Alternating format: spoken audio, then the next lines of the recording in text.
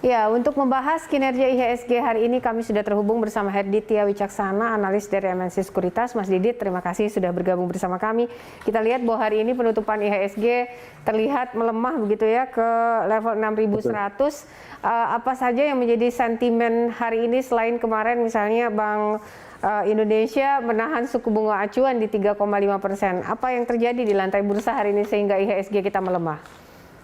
Oke, kami perkirakan memang untuk koreksi IHSG pada hari ini cukup wajar ya, mengingat hari Kamis kemarin IHSG sudah menguat cukup signifikan dan telah menembus level-level resistennya di 6114 dan 6134. Jadi memang ada sedikit profit taking di market kita hari ini dan cukup wajar. Dan kami perkirakan ke depannya memang IHSG masih berpeluang menguat. Paling tidak nanti untuk menguji ke areanya di 6.200 hingga ke area 6.230. Namun demikian pergerakan IHSG ini juga masih dibayangi akan adanya kasus COVID dan PPKM ya di dalam negeri sendiri, dan secara global juga kasus COVID masih merebak terutama di Amerika Serikat dengan varian Delta yang baru, seperti itu, Mbak. Oke, ini saham non-cyclical hari ini melemah gitu ya, terdalam minusnya 1,98%. Kira-kira apa yang mempengaruhinya, Mas Didit?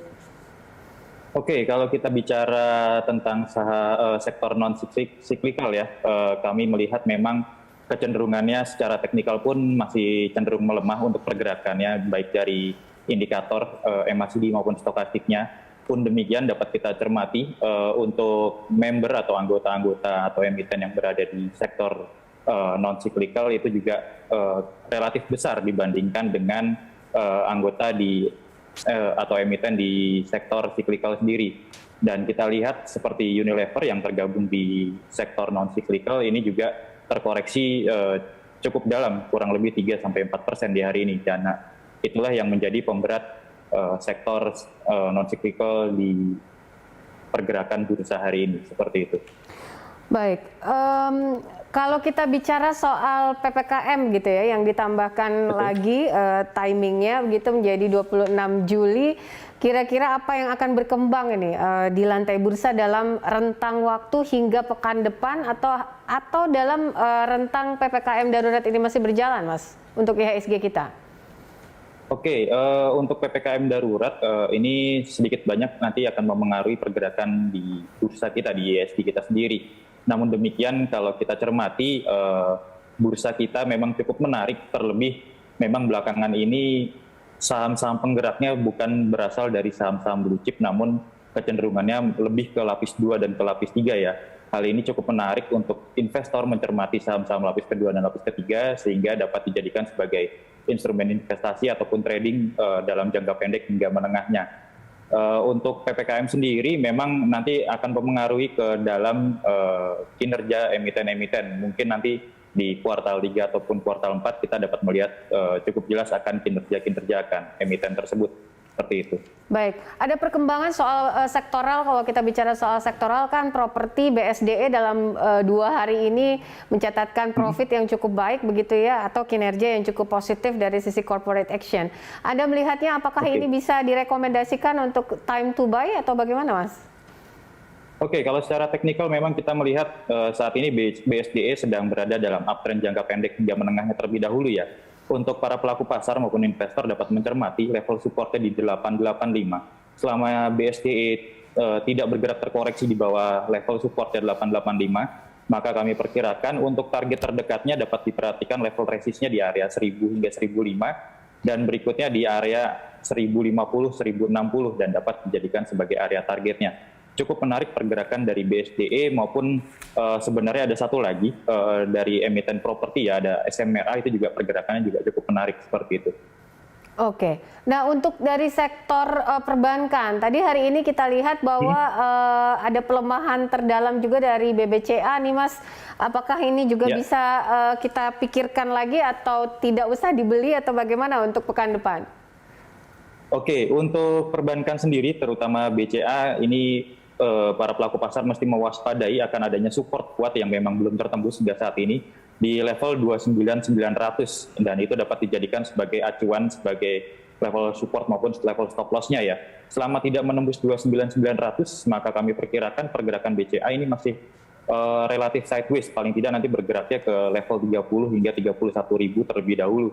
Namun demikian worst case-nya kalau tembus dari 29.900 kami mencermati pergerakan selanjutnya di BCA ini berpotensi ke 28.500 hingga ke 29.000. Jadi memang benar-benar para investor mencermati level support yang belum tertembus di 29.900 seperti itu. Oke, banyak juga yang bertanya soal saham-saham yang cuan gitu. Kalau kita bicara apa yang harus kita koleksi untuk yang bisa menghasilkan cuan dalam rentang PPKM darurat ini, terutama para milenial juga ingin tahu ini Mas. Mungkin ada emiten-emiten tertentu yang bisa dibeli dalam jangka waktu pendek ini?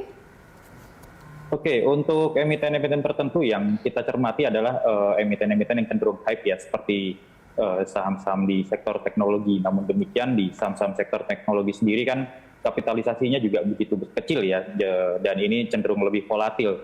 Maka dari itu mungkin para investor dapat mencermati saham-saham perbankan yang bukan yang big caps tapi yang mid to low-nya ya, seperti agro ataupun seperti BRIS seperti itu ya, dan juga dapat mencermati seperti AGI, aneka gas industri, dan sektor-sektor healthcare lainnya seperti IRA, KF maupun INAF yang kami lihat cenderung masih ada upside ke depannya seperti itu.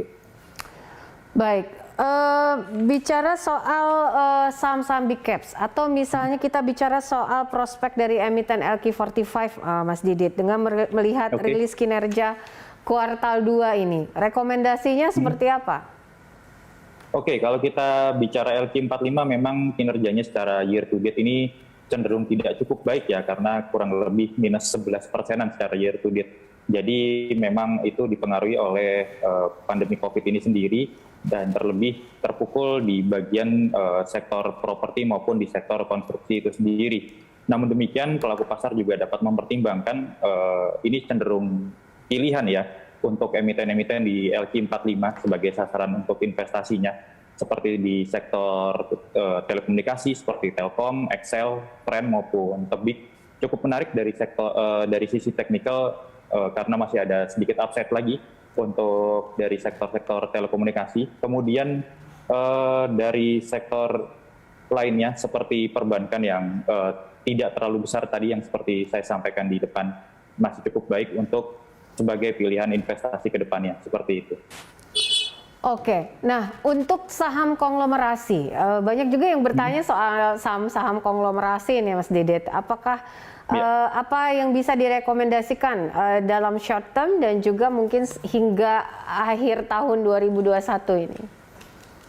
Oke, untuk saham konglomerasi memang agak cukup sulit ya, karena pergerakannya cenderung lebih volatil, tapi kami melihat memang di sektor-sektor tertentu cukup baik, seperti di sektor industri dasar itu silahkan dipilih di saham-saham konglomerasi di sektor industri dasar. Namun demikian hingga akhir PPKM ataupun akhir tahun kami melihat kecenderungannya memang pergerakan IHSG pun masih cenderung belum begitu kuat untuk uptrend dalam yang sangat kuat seperti itu, Mbak. Baik, oke. Untuk IHSG sendiri, jika melihat apa yang terjadi, misalnya soal bagaimana BI menahan suku bunga acuan, kemudian juga kebijakan The Fed, atau mungkin jelang rapat The Fed juga begitu, arah untuk investor asing seperti apa, Mas? Oke, kalau kita lihat selama 1 minggu ini, investor asing juga masih masuk ke IHSG sendiri. Memang untuk BI maupun The Fed masih mencanangkan di era suku bunga yang rendah ya, karena memang dampak dari COVID-19 ini sendiri.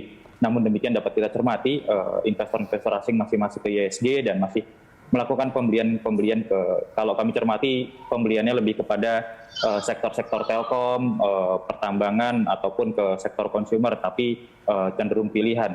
Secara teknikal memang untuk ketiga sektor tersebut, baik telekomunikasi, pertambangan maupun sektor consumer yang pilihan, memang kecenderungannya secara teknikal masih cukup baik dan masih ada sedikit uptrend di ketiga sektor pilihan tersebut, seperti itu. Baik, untuk prediksi mungkin IHSG di pekan depan seperti apa, Mas? Apakah masih akan bisa rebound atau masih tetap berada di zona merah? Oke, kalau untuk pekan depan khususnya di hari Senin ya, kami mencermati memang pergerakan IHSG masih cukup tertekan, namun sudah cenderung terbatas. silahkan dicermati nanti di levelnya di 6.070 pergerakannya ya, di 6.070 hingga 6.120 untuk pergerakan mungkin 1 sampai 2 hari ke depan. Namun selama sepekan ke depan kami memperkirakan pergerakan IHSG masih cenderung menguat, paling tidak nanti untuk menguji ke area 6150 sampai 6.200 terlebih dahulu. Jadi nanti para pelaku pasar dapat mencermati level-level support yang berada di IHSG, kemudian dan bisa memilih saham-saham untuk alat investasinya sendiri, seperti di sektor telekomunikasi, Trend, Excel, Telkom, dan Tebik masih cukup menarik. Kemudian dari emiten-emiten CPO seperti AALI, LSIP, dan SSMS juga cenderung masih cukup menarik secara teknikal, seperti itu.